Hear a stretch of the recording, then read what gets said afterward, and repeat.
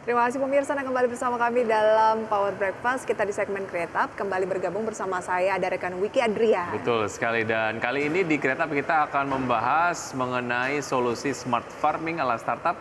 Sudah tersambung melalui video conference ada Mas Niko Adi Kurnia, beliau adalah CEO of Simon Coritek. Apa kabar Mas Niko? Kabar baik Mas, salam kenal, saya Salam Niko. kenal, terima kasih sudah bergabung bersama kami di Create Up. Bicara mengenai pentingnya sektor pertanian di Indonesia lah ya, sebelum kita kemudian kenalan dengan Simon Coritek.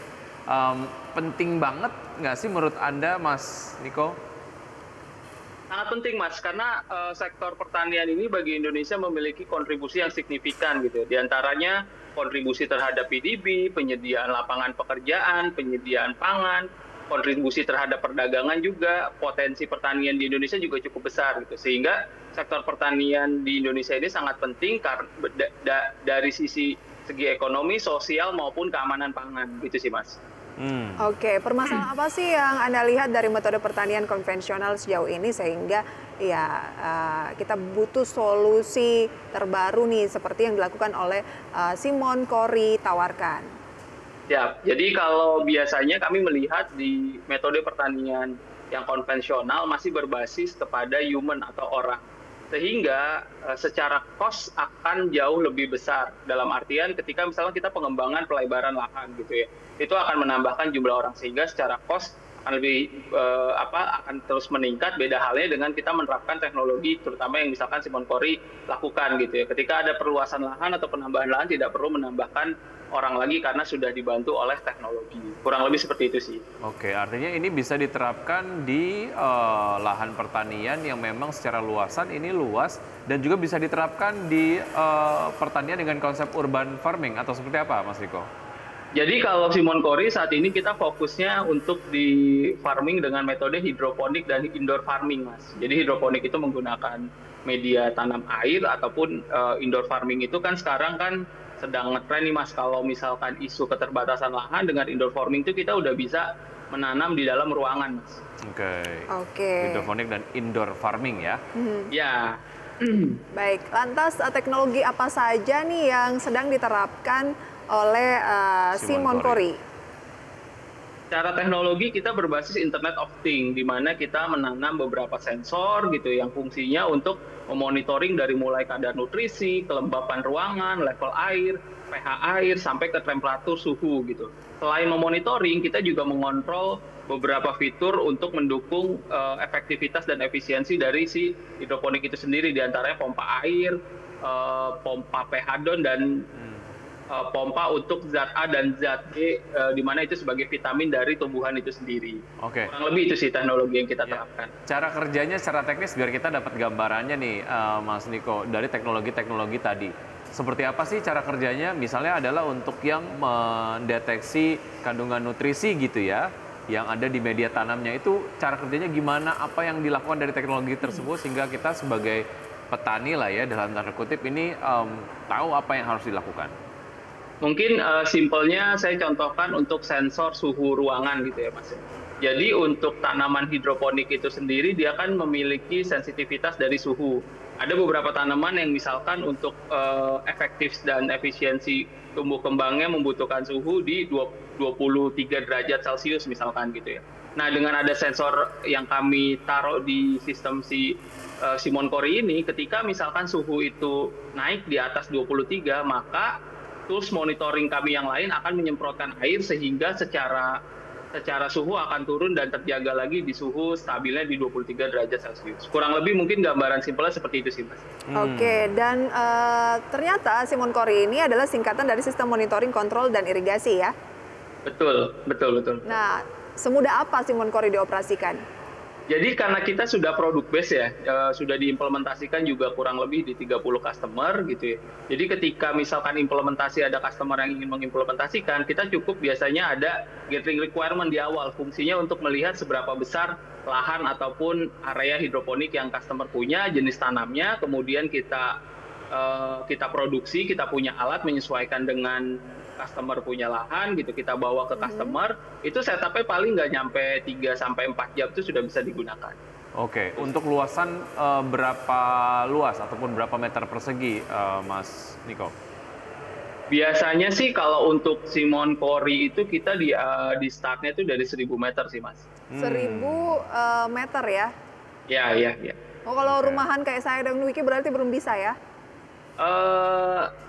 Secara costnya maksudnya masih luas cukup itu. untuk menggunakan human sih kalau ya penghobi kan. Kita memang mengkategorikan kalau produk Simon Kori khusus untuk industry base gitu loh, untuk yang biasanya dijual kembali gitu loh. Oh, Baik, oke. untuk industri ataupun mungkin ya untuk produksi yang secara volume ini sudah cukup besar begitu ya. Oke. Betul, Saya betul. ingin menarik kembali ke beberapa waktu di mana Simon Kori ini awal mula ditemukan begitu. Itu apa yang menginspirasi pendiriannya, terus proses research and development-nya seperti apa sebelum akhirnya mempromosikan ataupun mungkin mencoba memasarkannya kepada petani.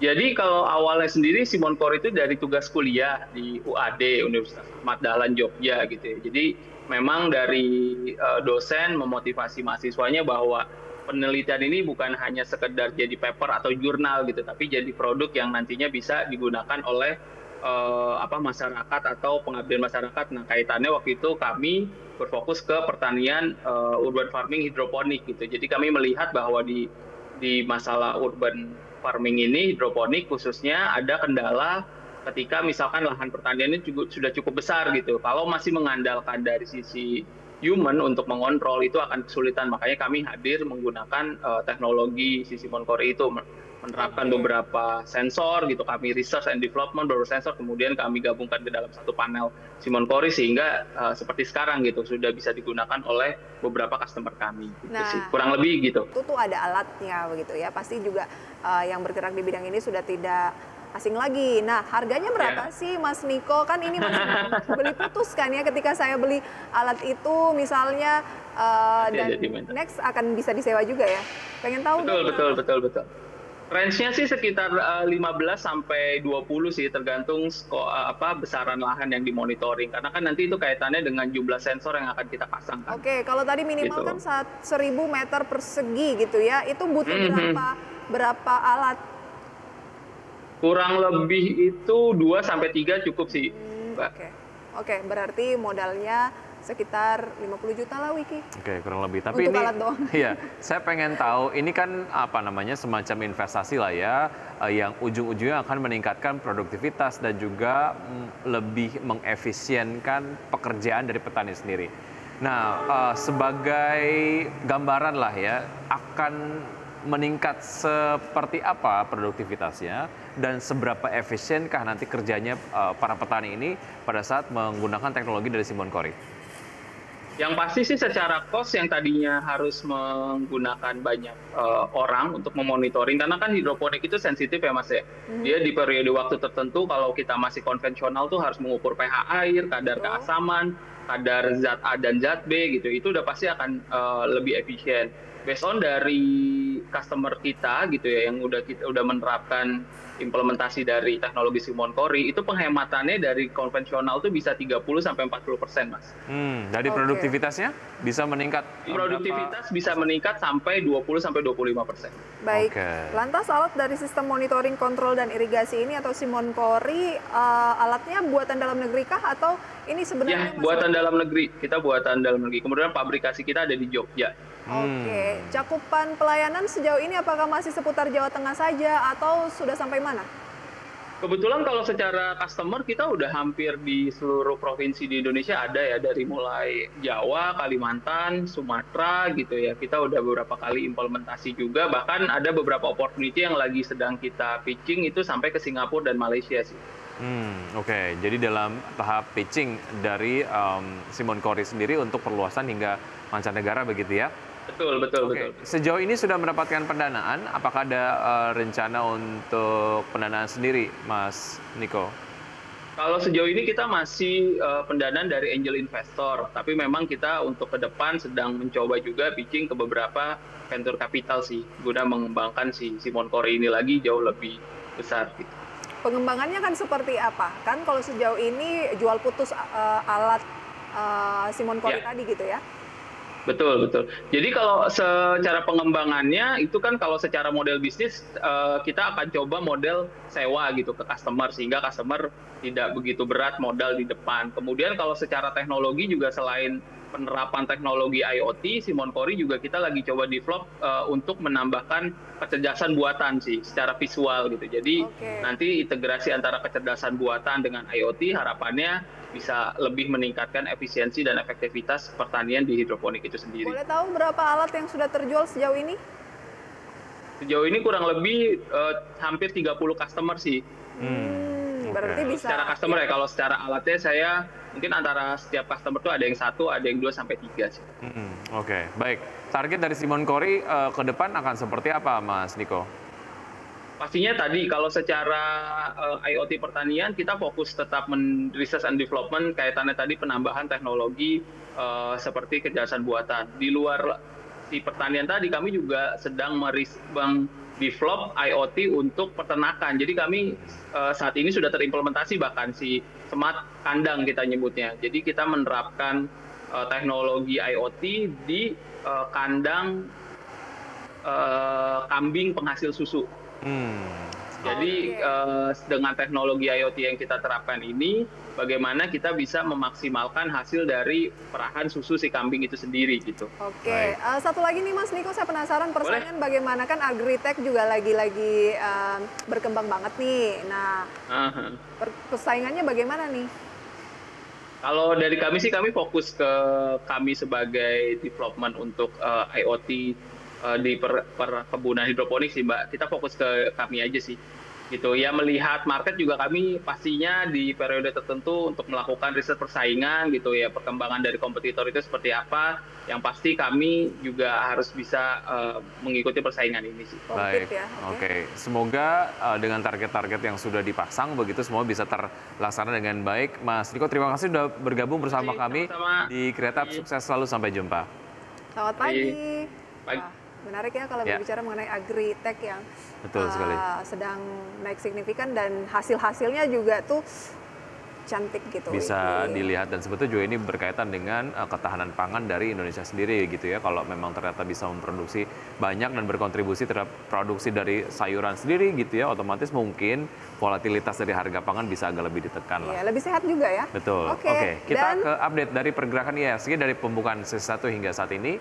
Seperti apa Prisa dan juga pemirsa, Anda dapat saksikan di layar televisi. Kalau berdasarkan data yang kita update saat ini, mencoba terus ya untuk indeks harga saham gabungan untuk berbalik arah ke posisi 6.800 pemirsa ya untuk indeks harga saham gabungan.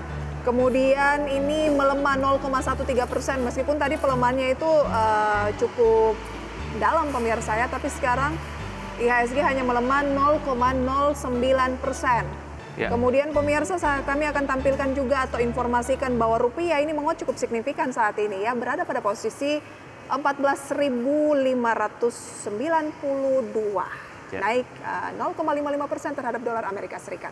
Baik, itu tadi informasi yang kita sudah update dari pergerakan IHSG, dan pemirsa sudah 90 menit kami menemani Anda dalam Power Breakfast. Semoga pembahasan pagi hari ini dapat menjadi referensi dan sumber informasi untuk Anda. Perbarui informasi Anda hanya di IDX Channel, your trustworthy and comprehensive investment reference. Saya Prisa Sompodatu. Saya Wiki Adrian. See you in the morning.